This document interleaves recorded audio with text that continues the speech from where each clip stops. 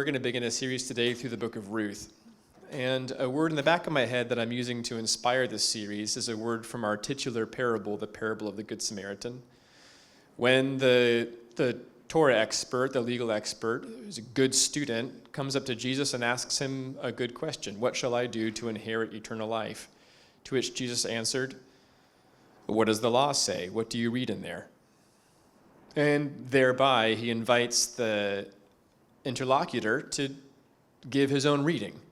So in that spirit, what I'm going to be doing is giving you my reading, telling you what I read in there in Ruth. And I'll invite you to tell me what you see too. And to keep me honest, I've invited Dr. Matt Messer here to tell me what he reads in it afterward. He'll give a response to my reading. So let's look at Ruth. I'm going to give 4 introductory comments and then get into the text of the first chapter.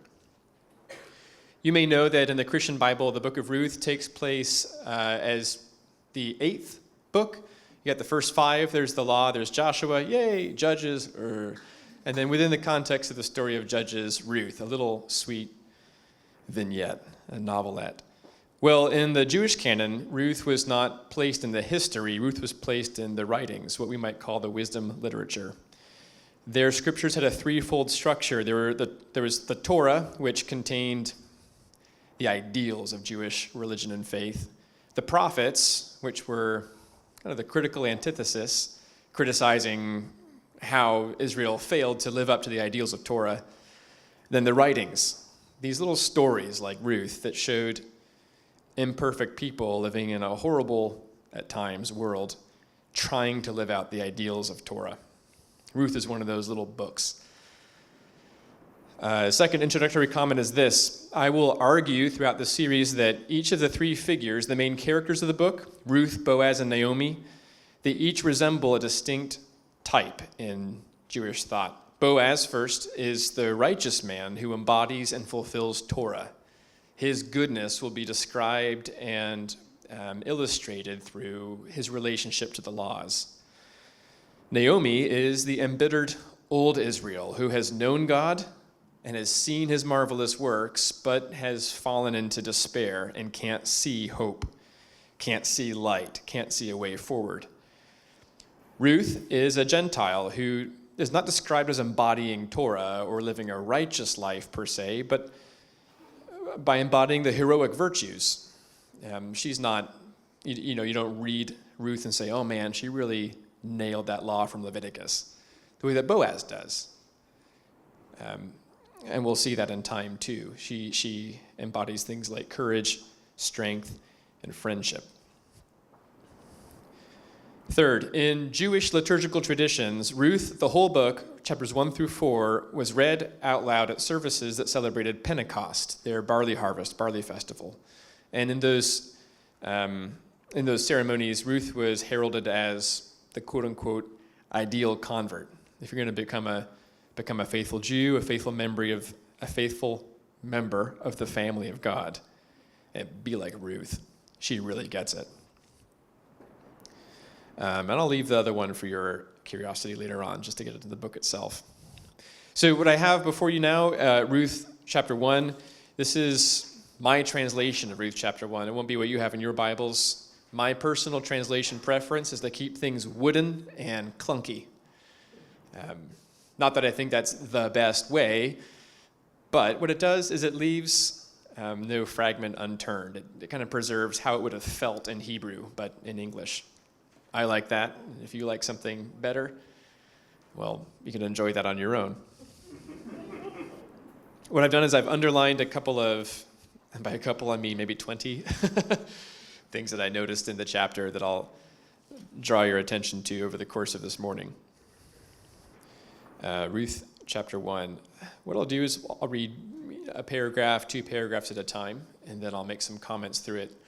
Well, let's begin. Ruth 1. It was the days of the judging of the judges, and a famine was in the land. Now a man from Bethlehem went to sojourn among the fields of Moab, he and his wife and his 2 sons. The name of the man was Elimelech, and the name of his wife was Naomi, and the name of his 2 sons were Mahlon and Chilion. Ephrathites from Bethlehem of Judah, and they came to the fields of Moab, and they settled there. Elimelech, the husband of Naomi, died, and she was left remaining, along with her 2 sons. And they took for themselves Moabite wives. The name of the first was Orpah, and the name of the second was Ruth. And they dwelled there about 10 years. Then they died, even the 2 of them, Mahlon and Chilion. And the woman was left remaining without the 2 of her boys and without her husband. Bum, bum, bum. A few things I want to point out to you here. The setting is given in the first sentence. It was the days of the judging of the judges. If it mattered which judges, the author would have told us. Instead, we just get what the kids call a vibe. The days recalls a phrase that's used twice in the book of Judges, Judges 17 and Judges 21. It says, in those days, that is the days of the judges, everyone did what was right in their own eyes. That meant they were ungoverned by God, ungoverned by civic authorities. They were doing what felt right, according to their principles, their values, their horizons. Some people did good things. Boaz, he's going to do what's right in his eyes too. And what's right in his eyes is pretty good. Others won't. Second, there was a famine in the land. If I could translate this or paraphrase this further, I would say it was the worst of times, and it was the worst of times. Then we have an Exodus narrative, a narrative of leaving Bethlehem and going to Moab. Bethlehem in the land of promise, to Moab just outside it. It's too bad. About a half dozen times in the next 2 paragraphs, we see the word name, the name of, the name of, the name of. So let's pay attention to the names of. The name of the man was Elimelech, and the name of his wife was Naomi. His 2 sons were Mahlon and Chilion. Those 2 names mean sick and pining. As you open a story like this, you wonder, is this a good sign or a bad sign? And so far, everything's been a bad sign. You know, Elimelech has 2 sons with horrible names. They were Ephrathites from Bethlehem of Judah, and that's a good thing. According to Genesis 41, verse 52, the name Ephraim, from which the Ephrathites take their name, means fruitfulness in a land of affliction. That's positive. It's a good sign. So they have bad names, but good heritage. Maybe things will go well for them. Maybe they'll be fruitful and multiply, like Genesis 2, the old-fashioned way, when a man meets a woman. And they came to the fields of Moab, and they settled there. I would circle the word settled. That's bad vibes, and I'll tell you why. In the story of God's people, think about the first 5 books, the goal was always to get from Exodus into the promised land. In the book of Numbers, they came and camped at Moab, at the plains of Moab. And God tells them, don't settle, just, stay for a minute. That's not their destination. And so to read a story that says they came to the fields of Moab and they settled there makes you think, that's not so good. What happened last time Israel came and stayed too long in the plains of Moab was the leaders of the tribes, to quote God in Numbers 25, played the harlot, or played the prostitute, and married Moabite wives, which they weren't supposed to do. Mahlon and Chilion, who've just settled in Moab, we'll see what they'll do. Elimelech, the husband of Naomi, died. Okay, and so it's just her and her 2 sons. So what they do is they take for themselves wives. The name of the first is Orpah, and the name of the second is Ruth. Orpah means gazelle. Gazelles are beautiful. Many men want beautiful wives. In the poetry of Scripture, though, gazelles are portrayed as flitting away. It's not a quality that many men want in wives. The name of the second was Ruth, which means literally friend. Well, that's the first good name in the book. Well, except for Naomi. Naomi, her name means my delight. Whose delight? Does Elimelech delight in her? We don't know. Do her sons delight in her? We don't know, but we know they're not giving her grandkids. You notice that? They're settled for 10 years, no kids. Maybe it's biological. Maybe the sons just don't want to raise kids in this economy. After all, bread is scarce. Maybe Naomi's cool with that. Maybe she's not. I don't know. The question stands, though, if Naomi's name means my delight, there's no antecedent. Who's my? Who delights in Naomi? I submit to you that will be a question that we'll have to wrestle with over the course of the book. It's not answered here. Okay, well, the boys die. Even the two of them, and the woman's left all by herself. The bottom paragraph says, and then she arose. If you're reading a Hebrew story, this is often a formula used to identify when action starts. Nothing's really happened yet. We've just gotten this horrible setting. But Naomi arose, and, well, then we'll see what she does. She arose along with her daughters-in-law, and she, the word is, returned. And that word becomes a key word in this chapter. I've italicized it everywhere I found it, which is 11 times in chapter 1 alone. Why does she return? Well, we're given an answer right there. She returned from the fields of Moab because she'd heard in the field of Moab that Yahweh had visited his people in Bethlehem to give to them bread. She's following the bread. I mean, she has no husband, she has no sons. It's her and her two daughters-in-law. She says, okay, well, let's go home. Continuing, she went out from the place where she was, along with the two of her daughters-in-law with her. And they went on the road to return to the land of Judah. And Naomi said to the two of her daughters-in-law, now notice this is the first instance of dialogue in the book. The narrator is giving us words. And Naomi's first word is this: go. Often in Bible stories or any well-written story, the first words that a character says mean something. What's Naomi like? What's she about? What's hidden in her heart? Out of what heart will her mouth speak? Go. Return. Each one to the house of her mother. She's their mother-in-law. But the way that Naomi sees it, her perspective is, I'm not your mom.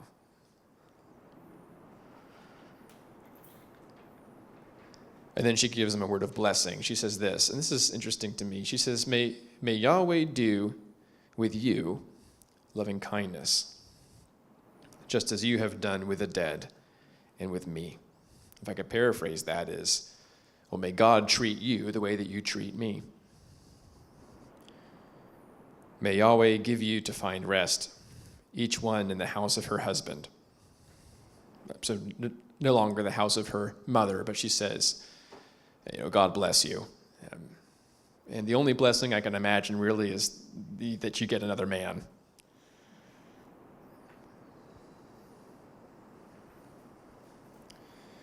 Then she kissed them, and they lifted up their voice, and they wept. I want to point out here something that's interesting. Those three verbs all in a row, kiss, lift the voice, and weep, are used together, those three verbs, one other time in Scripture, and it's in Genesis chapter 28 in verse 18. Genesis chapter 28, and that's when Jacob begins his journey to return to his father's house. He kisses his cousin, his uncle, and then gets out of town. They kiss, they lift up their voice, they weep, and it's a formula of separation and the beginning of a return journey back home. By giving Naomi these verbs, the author is characterizing Naomi as Jacob here. She's kind of doing what Jacob did. She's reliving the life of Israel. Like, okay, it's good to be with you, my daughters-in-law. You go home, find husbands. I'll go figure something out.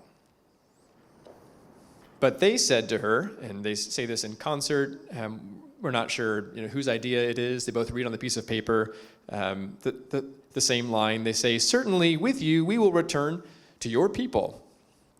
Then Naomi gives a tortured speech that is very difficult. I've tried to preserve some of the weirdness of it. Listen to Naomi's logic. We're now entering a dispute. Naomi's first word was go back home. I'll go on. And they say, no, we'll go with you. And she says, listen, return, my daughters. And the logic here is clunky again. She says, return to the house of your mother. She still calls them my daughters. She's contradicting herself. Why would you go with me? Imagine like a real person saying what she says next. Are there still sons in my womb that they could be for you as husbands? Return, my daughters, go. I'm too old to be to a husband. If I said, there's hope for me, what's more, if I was tonight to a husband, even more, and if I bore sons, would it do them good to wait patiently until they were grown? Would it do them good to shut yourselves from marrying? No, my daughters, it's far more bitter to me than for you that the hand of Yahweh has gone out against me. Okay, this got weird. Go home. No, we'll go with you. Then Naomi says, listen, I'm not pregnant right now.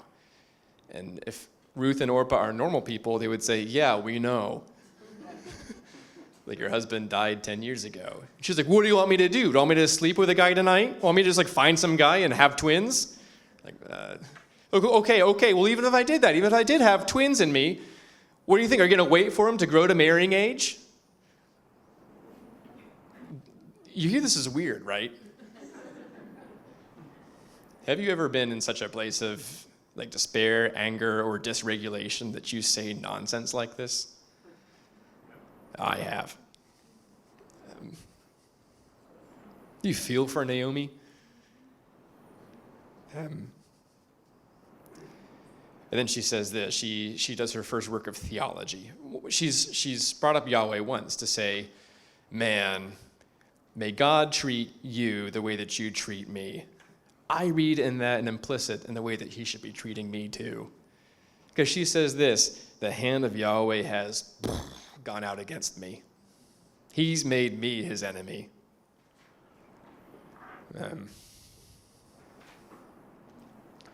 You may know, if you know the Book of Ruth, that she tries to change her name later to Mara, meaning bitter. And knowing that doesn't tell you very much about her. If you say, okay, got it, Naomi's bitter, fine. That tells you less than listening to the actual content of her bitterness. What is bitterness portrayed like in this speech? For one thing, it's this calcified, certain sense that God has made you his enemy. And from that, to insist upon separation. Listen, don't go with me. You're my daughters, but you're not my daughters. I'm going home. You go your own way. And so they, all three of them, lift up their voice and wept again. And Orpah the gazelle kissed her mother. A euphemism meaning she got out of there when she heard how Naomi was talking. She had said, certainly we will return with you. Then she said, oh, yeah, I'll go home to my mom and maybe I'll find a man. But Ruth, who has not yet been given an individual line in the book that bears her name, makes the first creative response of the book. Ruth clung to her. Clung, debak. That comes from Genesis chapter 2, verse 24. And a man, mind you, shall leave his father and mother and cling, debak, to his wife. Well, that's interesting. Ruth is acting like a new Adam. I'm not saying the last Adam or the final Adam, but she's doing Adam actions. She's acting like a man who clings to his wife. When Adam clings to his wife, we know he leaves everything behind. And we expect some kind of fruitfulness, some kind of new life to come from it. So we expect the same thing here. This is maybe the first good vibe of the story, because Ruth clung to Naomi. And she, that is Naomi, said, again protesting out of her bitterness, "See, your sister-in-law has returned to her people and to her gods. Return after your sister-in-law." And Ruth responds, and these are her first words. Her first action was to cling, and she had spoken in concert with Orpah before. "No, certainly we will stay with you." But this is Ruth's first personal disclosure. This is where she shows who she is. And it's a word of rebuke. Hey, don't force me to abandon you. Abandon is her own choice of words. She doesn't say, "Do not force me to return." She says, "Don't force me to abandon you." Because obviously she has a different read on the situation than Naomi does. And she believes that Naomi is being violent. Hey, step off. Stop that. That's Ruth.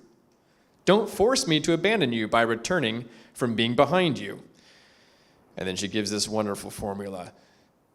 Now, you know that God had told Moses, "I will go with you." Now, Ruth says something that God says, which is, "To where you will go, I will go. And in where you stay the night, I will stay the night." And this undoes or subverts Naomi's silly concocted fake plan. What? Am I going to have a husband tonight and have twins? Ruth says, "I will stay with you tonight." She's the husbandly Adam. She's like God himself, saying, "Where you go, O Israel." Remember, Naomi is living in her own way the life of Israel. Ruth becomes like God to her.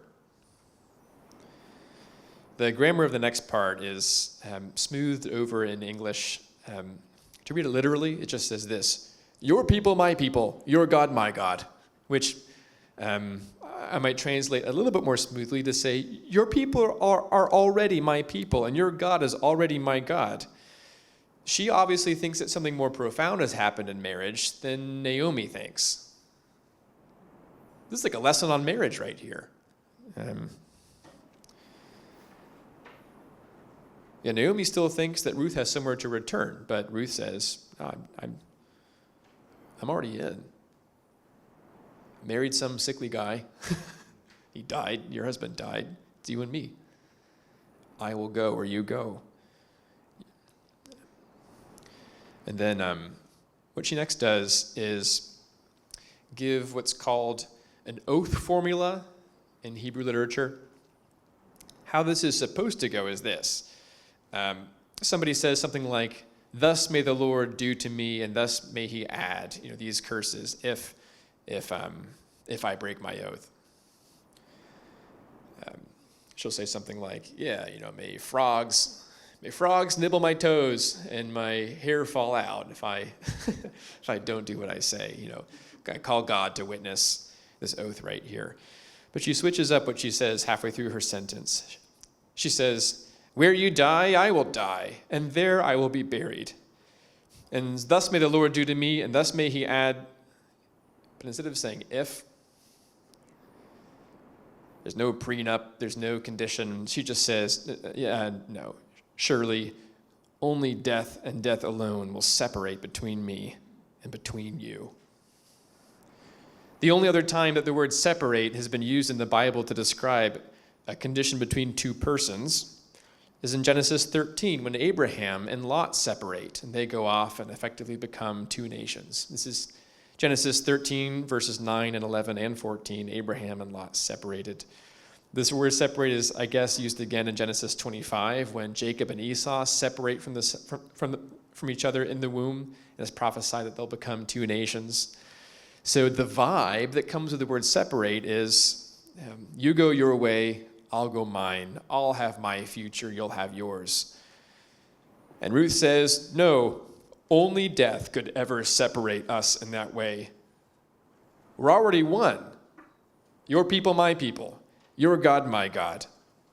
I wonder if this is what St. Paul had in mind at the end of Romans 8 when he said, nothing can separate us from the love of Christ, not even death. It's as if Paul reflects on the figure of Ruth to describe the ways in which Christ clings to us when he saves us. The next verse is my favorite. Are you ready? What it doesn't say is, then Naomi listened to Ruth. Ruth has just said this really wonderful, really profound, really deep thing, and that's not what gets through to Naomi. Then Naomi, you see what the verb is? Saw that Ruth had strengthened herself to go with her. That phrase, strengthen oneself, is an uncommon one in Hebrew, but it comes 4 times in one chapter, in the first chapter, that is, of the book of Joshua. Remember when God tells Joshua, be strong and courageous, do not be afraid. In Hebrew, that word, be strong, is what's called a reflexive verb. For you grammar people, that's when a verb has the same subject and object. Like, I wash myself. I'm doing it, and I'm doing it to me. That's the verb. Strengthen yourself. You strengthen yourself. And that verb is used later in Joshua, in the 10th chapter of Joshua, to summarize who Joshua is. He's the one who strengthens himself, who, when people look at him, they have the courage to go into the new place that God has promised them. And when Naomi sees Ruth, she sees not just a new Adam, but also a new Joshua. Ruth is like Adam and like God and like Joshua. And so Naomi stopped talking. That shut her up. Maybe at this point we could pull away a lesson for how we are with each other in the midst of actual despair. When you're partnered either in marriage or in friendship or with coworkers, friends, what it is. You've seen people talk like Naomi before, and you've talked like Naomi before. And there's no reasoning with that, is there? When people are hopeless, when they can't see through, they're a kind of spiritually insane. We don't lock them up for it. We have compassion on them for it. What Ruth does is this. She strengthens herself and says, no, stop. Don't force me to abandon you. You're not going to make me do a bad thing here. I understand my covenant of marriage better than you do. Your gods are already my gods. Your people are already my people. And nothing but death will ever separate us now. This is also a lesson on what it means to strengthen yourself. So do that. Okay. And this is the end of the chapter. And the 2 of them walked until their coming to Bethlehem. And it was, as they came to Bethlehem, that all the city made noise about them. And the woman said, is that Naomi? But Naomi said to them, do not call me Naomi. Call me Mara. Means bitter. Why? For Shaddai is what she calls God. Now let me point out here that the only person in the Bible who has ever called God Shaddai, and I'm sure you know the name El Shaddai. El means God, Shaddai means Almighty.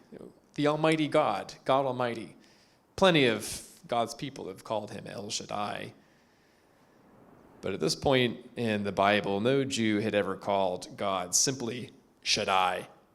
The only one to do that was Balaam in the book of Numbers, the Gentile, Numbers 24. She won't call him Yahweh. She won't call him El Shaddai. Just, Shad.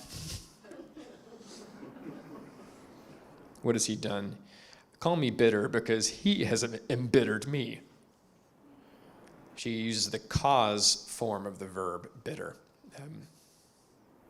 He bittered me. You know that the phrase somebody embittered somebody else has been used one time before in the Bible? You might know it. It comes from the first chapter of Exodus in the 14th verse, when it said that Egypt embittered Israel exceedingly. What she's saying is that the Almighty has treated me the way that Egypt treated Israel. This is her operative theology. If you poke her and see what comes out of her about God, it's that. Then she tells her story. I went out as a full one, but emptily Yahweh has brought me back. Ruth is next to her like, what am I, chopped liver? I'm here. Can Naomi see that? No, because she's hell-bent on her version of the story. Why would you call me Naomi? Yahweh has testified against me, and Shaddai has caused harm to me. Yeah, so that's how Naomi returned with Ruth, who's now given 3 appositions. Ruth is called the Moabitess, her daughter-in-law with her. I think that's a really sweet nickname, guys. The one who returned from the fields of Moab. And then emphatically in Hebrew it says, and they came to Bethlehem at the barley harvest, which is a happy time. Ruth 1 starts with, it was the worst of times and the worst of times. But it ends with, but it was like around Easter though, so some little glimmer there. Let me say a couple of things in closing about Ruth, and then I'll invite Matt up to give me his response. Ruth is awesome. She's like a new Adam. She's like God. She's like Joshua. She lives in unideal times, as all times are, and she acts creatively, doing what she can. She clings. She says, I will go with you. And she strengthens herself in the face of bitter, bad logic and bad theology. That's it. Because of that, she's something like a new beginning. There's a question that the good Pharisee, Nicodemus, asked in the middle of the night, the beginning of the 3rd chapter of John's Gospel. He approaches Jesus and says, how can mankind be born again when it's very old? He's not joking around with that question. What I think he has in mind, and what some other readers think he has in mind, is this. Once you've seen it all, once you've been saved, once you've come back singing praise choruses and repented and found refreshment, but then things get bad again, like you lose your husband, you lose your sons-in-law, you lose this, you lose that, the hand of God has gone against you, you're totally embittered and you can't see good things. How can that person be born again? Well, there's a big kind of theological answer. You would say, what it really takes is being born again from above. Jesus has to come down from heaven to give us new birth and new life. And that's right. That's what a favorite philosopher of mine, Dr. Amber Bowen, has called the radical new, the thing that's far beyond what we could ever imagine or that's ever happened before in the earth. But in addition to the radical new, she talks about what's called the relatively new, the thing that brings light that you just didn't expect. Ruth makes Naomi born again. I mean, not yet. Naomi is still pissed. Can only say bad things. And by my reading, she only does worse things throughout the book. It's unclear yet whose delight she is. Although by chapter 4, I think we'll see something. I think that one benefit, and this is the last word, one benefit to reading the character of Naomi this way is we can map our own lives and the lives of those we know onto this. A point of the Book of Ruth is this: to live a full life as the people of God is to be in the position of Naomi sometimes. No hope, everything bad, bad theology, bad nicknames for God, unable to see the good things.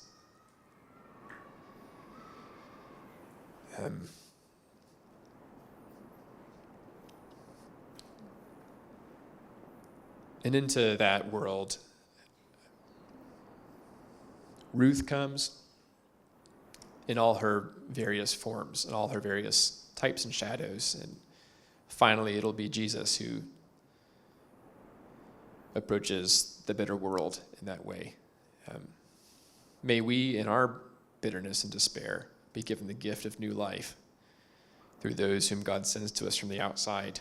And may we, in our strength, strengthen ourselves and reject the bitter logic of people around us and cling, be present, and make ourselves strong.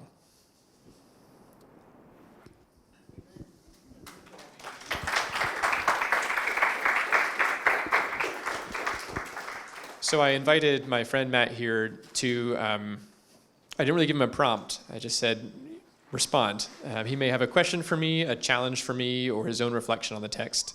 I turn it over to him. Thank you, Jack. Let's clap for Jack again, because that was really great. Thank you. Thank you. Very rich. I really enjoyed that. As Jack said, I didn't come with anything prepared, so this is just I actually just want to ask you a few questions in response to what you've presented.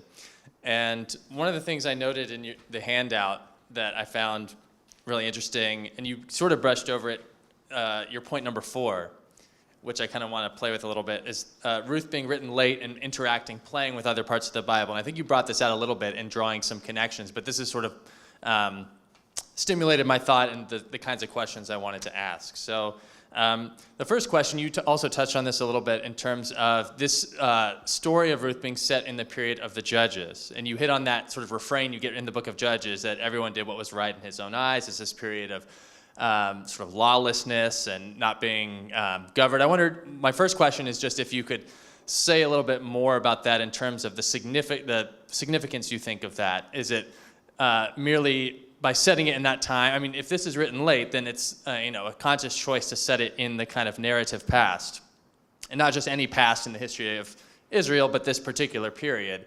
Does it just give you sort of a frontier, a more open sandbox to play with narratively about the dynamics of how people are coming and going? Or do you think there's also sort of deeper theological significance to setting the story in that period? So that's one question. Another question, you mentioned the connection drawn at a certain point between Naomi as being identified with the figure of Jacob. And one thing I was wondering as we were going through the story together is potential connections between the story of Ruth and the figure and story of Joseph. Right, so I don't claim there's a one-to-one correspondence, but just in terms of sort of like elements of the story, a few things that I was thinking about as you were talking about is you have a famine in the land, right? You have this dynamic of a foreigner who's sort of the instrument of salvation. Now there is sort of an inversion there. So Joseph is an Israelite who comes into the foreign land of Egypt and then brings salvation. Ruth is not an Israelite, but comes in, kind of from the other direction. But you still have this sort of foreigner versus native dynamic. You have this sort of these thematics of entering and exiting the promised land, right? This like migration and the boundaries of the promised land as that having some kind of significance. You have then is this instance of sort of unexpected faithfulness. Nobody, it's extraordinary that Joseph forgives his brothers after all that, and also extraordinary that Ruth is faithful to this, the promise of her marriage, and she's going to stick by Naomi.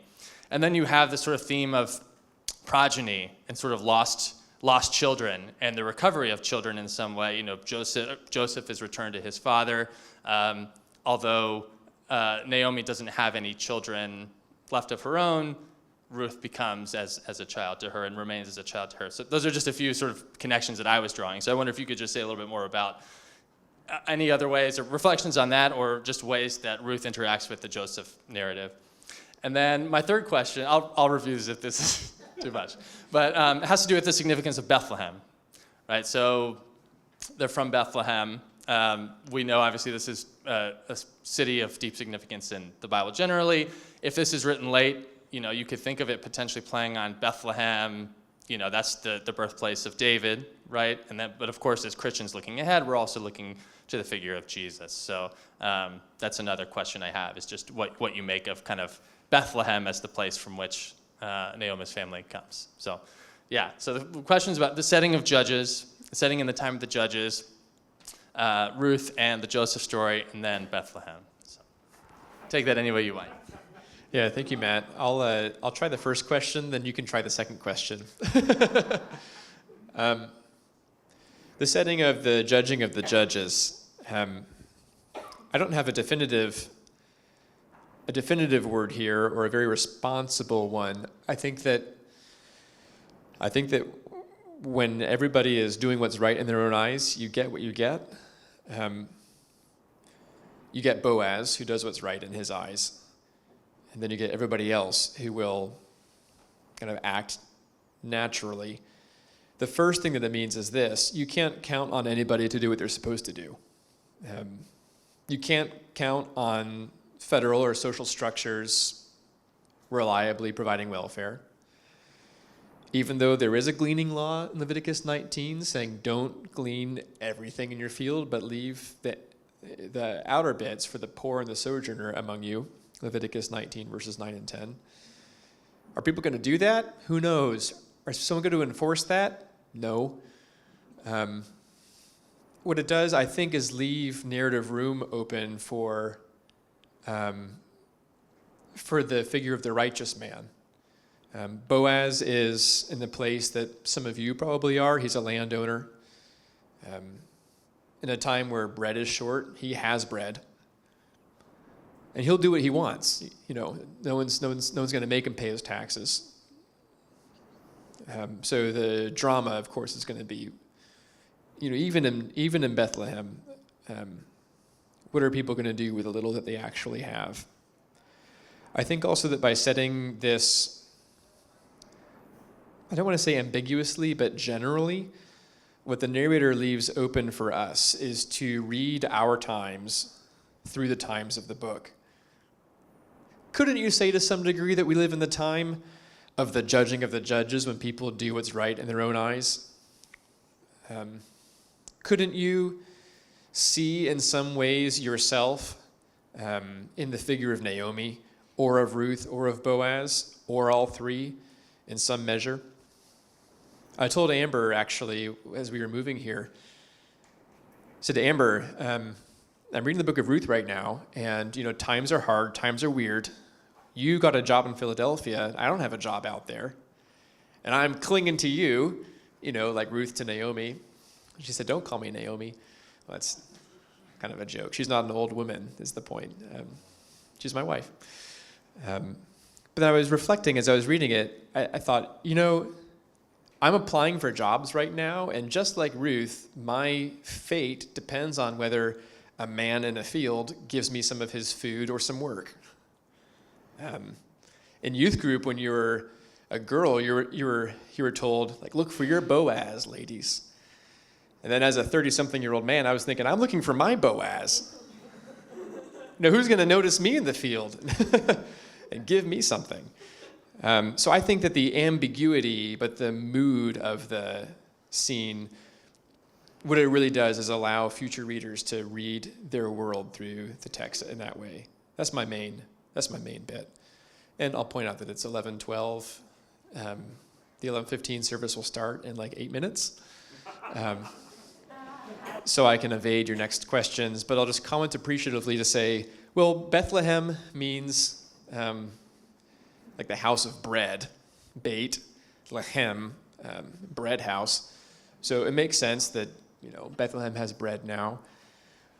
It also makes historical sense that Bethlehem is the place where David's born, because David will be her great-grandchild. So we know that she'll settle there, she'll have a baby, who will have a baby, who will have a baby, who will be David. And from that line will come Jesus. But I'll encourage you with your Joseph connections to say, man, this is just the fun way to read the Bible. If you can find ways in which it's playing with itself, playing with other books, then you can see the creativity between the lines that the author has, and try to figure things out for yourself too. I'll tell you that next Sunday we'll pick this up with Ruth chapter 2, and I'll introduce this very briefly so that the bulk of the time can be taken up by Matt, and I can bully him back after he goes. Thank you for being here and being with us. Think about reading Ruth 2 on your own this coming week and preparing some stumper questions or your own observations. Thanks for your time.